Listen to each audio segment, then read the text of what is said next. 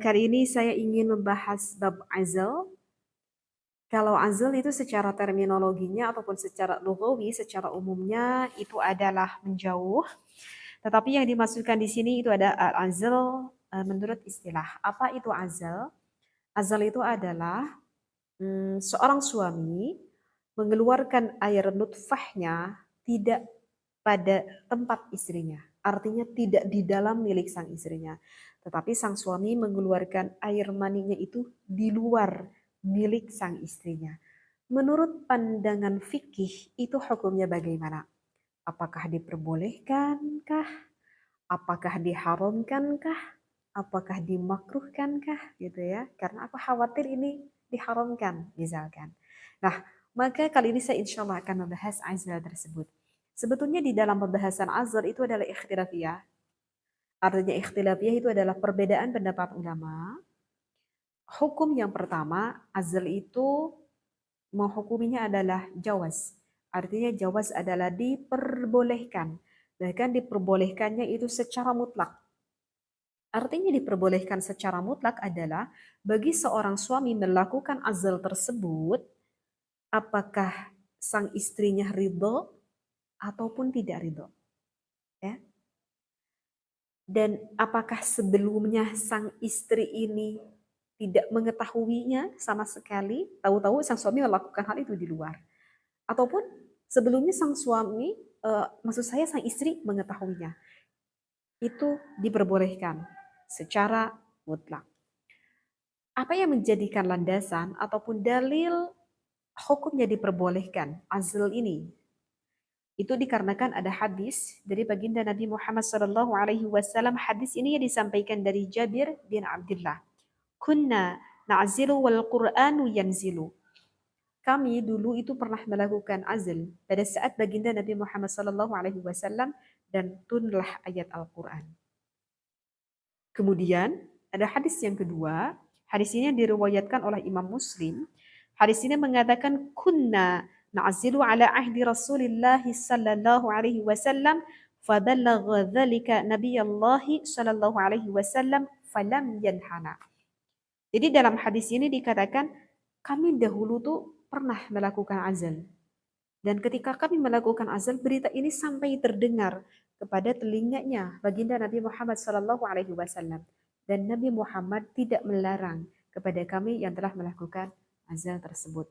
Dan ini ada yang menjadikan landasan ataupun referensinya kenapa menghukumi jawaz boleh secara mutlak gitu. Karena memang pada alasannya kenapa jawaz secara mutlak, karena hak seorang istri itu adalah disenangkan kan oleh sang suaminya. Biasanya sang istri senang ketika melakukan berhubungan biologis dengan istrinya itu adalah ketika sang istri sudah mencapai inzal. Artinya inzal adalah mengeluarkan air nutfah milik sang istrinya. Kalau sang istri sudah mengeluarkan air nutfahnya, ya tentu sang istri sudah mendapatkan kesenangan tersebut. Itulah menjadikan alasan kenapa hukumnya jawaz, diperbolehkan. Yang penting pokoknya mas sang suami udah menyenangkan dulu deh istrinya. Maksudnya adalah seperti itu. Begitu ya. Itu adalah yang menjadikan alasan. Tetapi meskipun sunnahnya, ini sunnahnya, jika sang suami mau melakukan azal tersebut, sunnahnya bagi sang suami itu harus meminta izin dulu kepada istrinya. Itu sunnahnya seperti itu ya. Nah itu adalah untuk hukum yang pertama. Untuk hukum yang kedua itu adalah diperbolehkan, tetapi boleh di sini itu ada syaratnya, dengan syarat. Syaratnya apa? Syaratnya itu dikarenakan ada hajat. Artinya hajat itu ada kebutuhan, begitu ya. Ada kebutuhan. Namun jika tidak ada hajat, tidak ada kebutuhan, maka itu hukumnya bisa berubah menjadi makruh. Seperti itu ya. Jadi sekali lagi yang kedua itu adalah sebagian ulama berpendapat jawaz disyartin. Boleh tetapi ada syaratnya dikarenakan ada suatu kebutuhan. Seperti itu ya. Ini yang disampaikan oleh al-ulama Umar, al-ulama Ali, al-ulama Ibnu Umar, Ibnu Mas'ud, Imam Malik. Yang mana ulama-ulama ini sebagian yang bermadhab masih bermadhab Syafi'iyah dan sebagian bermadhab Hanafiyah. Dan untuk yang tadi yang pertama pun itu yang bermadhab sama, yang bermadhab Asy-Syafi'iyah ya. Saya ini hukum ini yang saya sampaikan ini yang bermadhab Asy-Syafi'iyah ya. Itu karena kebanyakan mayoritas di Indonesia kan bermadhab Imam Asy-Syafi'i seperti itu. Dan dalam hal ini bisa misalkan dilihat di dalam kitab Al-Mawsu'ah Al-Fiqhiyah ya. Penjelasannya saya sampaikan ini pada kitab Al-Mawsu'ah Al-Fiqhiyah. Mohon maaf referensinya tidak saya sampaikan seperti itu karena ini terlalu panjang sekali pembahasan kalau saya bacakan dengan Arabiyahnya. Dan untuk hukum yang ketiga itu hukumnya adalah dimakruhkan ya. Hukumnya dimakruhkan, tetapi hukum makruh itu jika tidak ada uzur. Sekali lagi, yang ketiga ini hukumnya adalah makruh jika tidak ada uzur. Kalau ada uzur, maka ini hukumnya tidak menjadi makruh. Artinya kalau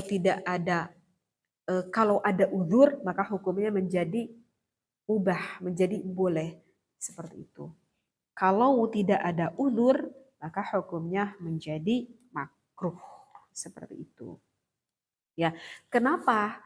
Ini sebagian ulama menghukuminya makruh. Alasannya apa? Ini sebagian ulama menghukumi makruh. Sebagian ulama menghukumi makruh itu dikarenakan kalau bagi pasangan suami istri melakukan azal tersebut, itu alasannya akan mengurangi rasa kenikmatan bagi seorang suami dan istri ketika melakukan hubungan biologis tersebut. Gitu ya. Oke teh, memang tadi istri saya itu udah keluar. Tetapi coba ya, ini bisa berterus terang aja dan bisa dirasakan bagi pasangan suami istri. Sang suami jika mengeluarkan di tempatnya, namanya juga kan punya tempat, berarti di tempatnya itu rasanya akan lebih nikmat daripada dikeluarkan selain dari tempatnya. Begitu juga sebaliknya bagi sang istri, meskipun sudah istrinya itu udah senang duluan, artinya dikarenakan udah inzal, udah keluar, ketika sang suami mengeluarkan di tempat milik sang istrinya, maka biasanya sang istrinya akan mendapatkan kenikmatan kembali. Nah, oleh karena itu ulama menghukumi makruh karena kasihan nanti suami dan istrinya mengurangi akan rasa kenikmatan tersebut. Itu adalah alasannya kenapa dimakruhkan. Dan alasan yang kedua kenapa dimakruhkan, karena kalau kita melakukan azal berarti otomatis kita nggak bisa punya anak dong, gitu kan?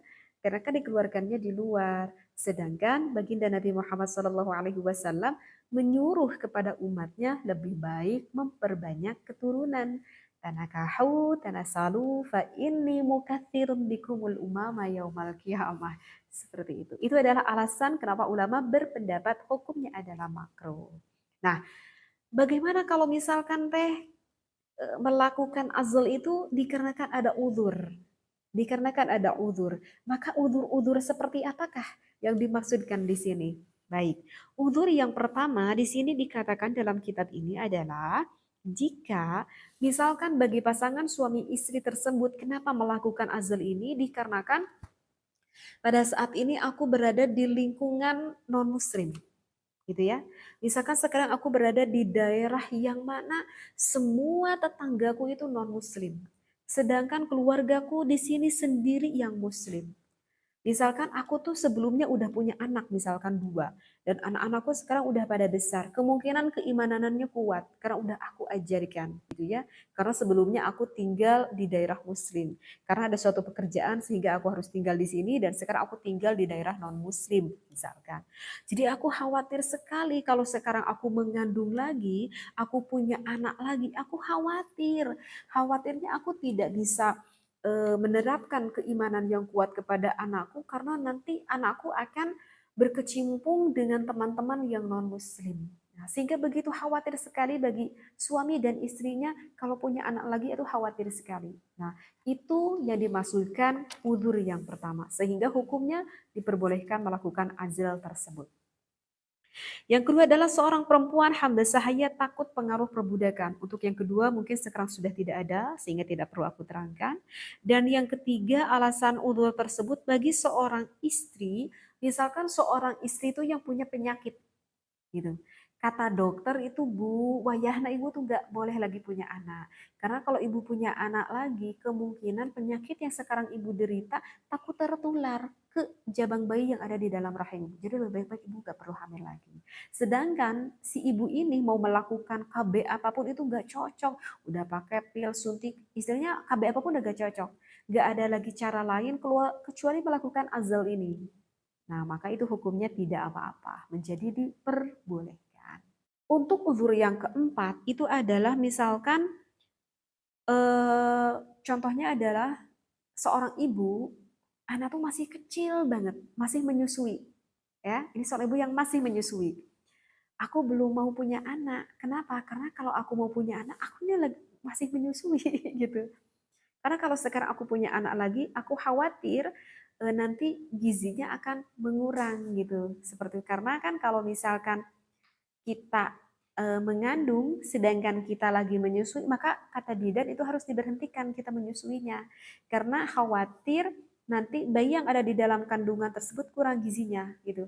Dan kebetulan sekali hal itu pun kejadian gitu, pernah kejadian sama saya dari anak kedua ketiga itu kayak anak kembar karena jaraknya itu saking saking deket banget gitu.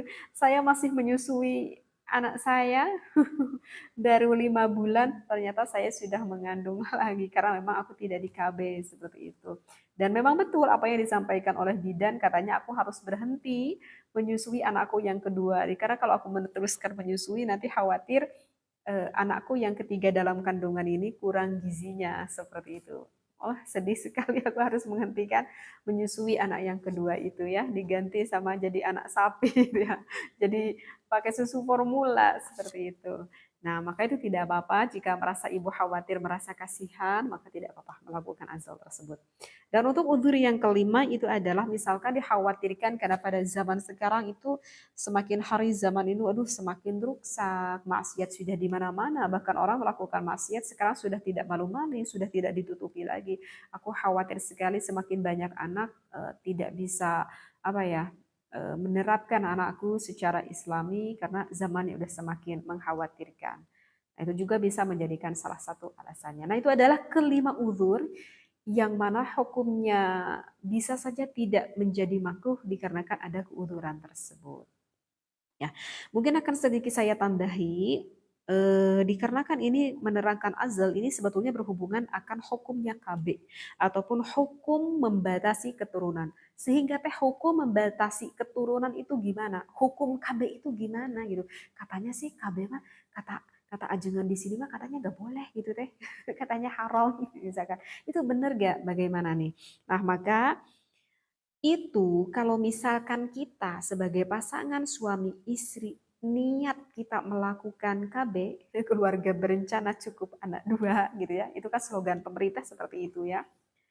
Kalau misalkan kita niat melakukan KB tersebut niatnya karena kita itu khawatir, takut tidak bisa memberi anak kita makan, takut keluarga kita kalau banyak anak menjadi miskin, ya. Takut kalau kita banyak anak menjadi sempit rizki, ada niat, keremanan dalam hati kita. Maka ketika kita melakukan KB tersebut, menurut pendapat ulama, hukumnya adalah diharamkan. Jadi bukan KB-nya, ini nih, niat di dalam hati kita, ketauhidan kita kepada Allah yang menjadikan haramnya. Bukan menggunakan KB-nya itu tersebut. Paham ke di sini ya? Kenapa diharamkan? Karena kita telah bersuudzon kepada Allah. Karena kita telah bersuudzon, kita telah berburuk sangka kepada Allah. Memang rezeki Allah itu terbatas, memang rezeki Allah itu tidak terbatas. Sehingga kalau niatnya kita karena itu adalah haram. Karena Allah Ta'ala telah berfirman, A'udzubillahi minasyaitonirrajim, وَلَا تَقْتُلُوا أَوْلَادَكُمْ خَشْيَةَ إِمْلَاقٍ نَحْنُ نَرْزُقُهُمْ وَإِيَّاكُمْ إِنَّ قَتْلَهُمْ كَانَ خِطْئًا كَبِيرًا. Wallahu a'lam bil muradih. Artinya adalah janganlah kamu membunuh anak-anakmu karena takut miskin. Kata Allah, kamilah yang akan memberi rizki kepada mereka dan juga kepadamu. Sesungguhnya membunuh mereka adalah suatu dosa yang besar. Ini ada di dalam surat Al-Isra ya, pada ayat ke-31. Sehingga ya kuatkan keimanan kita kepada Allah. Nah, itu adalah yang pertama yang hukumnya diharamkan. Jadi bukan KB-nya, niat kitanya gitu. Dan yang kedua itu hukum KB kalau misalkan kita menggunakan KB yang mana sifatnya sementara, misalkan dipel gitu ya, disuntik atau di steril atau KB apalah, saya kurang paham semuanya perKB-an gitu. Maka itu hukumnya adalah ya sama seperti hukum azal. Seperti yang udah tadi saya terangkan, hukum azal terbagi menjadi 3. Yaitu kan azal tersebut kan biasanya orang melakukan itu dikarenakan untuk mencegah agar tidak terjadinya anak seperti itu. Itu yang sifatnya sementara. Dan yang ketiga, kalau misalkan kita melakukan KB tersebut, misalkan KB tersebut itu sifatnya permanen. Permanen sehingga tidak punya lagi anak permanen. Misalkan seperti apa ya? Misalkan seperti seorang istri yang diangkat rahimnya misalkan, naudzubillah ya, sengaja ini diangkat rahimnya. Karena saking nggak pengen punya anak lagi. Maka itu hukumnya adalah diharamkan juga. Ya, itu diharamkan. Seperti itu. Kecuali kalau madorot. Artinya madorot ya kata dokter ini rahim seorang ibu itu harus diangkat. Karena kalau nggak segera diangkat, nanti khawatir akan menimbulkan suatu penyakit ataupun kemadorotan yang lebih besar misalkan. Ya, darulah alasannya apa nih kata dokter misalkan harus segera diangkat nih rahimnya.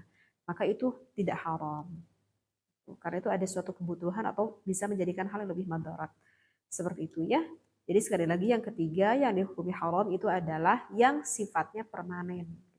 Dan saya nggak tahu lagi nih, sebetulnya selain diangkat rahim ada nggak KB yang saya nggak tahu itu harus ditanyakan kepada dokter kali ya, kepada bidan seperti apakah yang permanen yang mengakibatkan tidak punya anak lagi.